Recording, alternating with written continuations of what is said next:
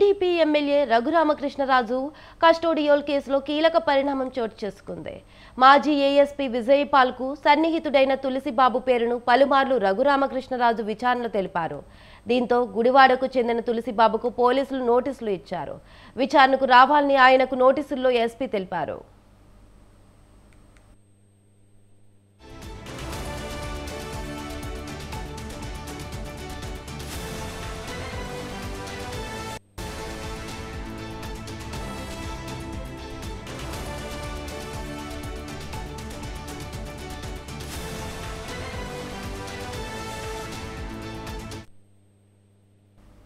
Custodial కేసులో ఇప్పటికే పలువురు పోలీసులు, సిఐడి అధికారులు, డాక్టర్లను విచారించారు. అయితే ఈ కేసులో ప్రైవేట్ వ్యక్తికి నోటీసులు జారీ ఇదే మొదటిసారి.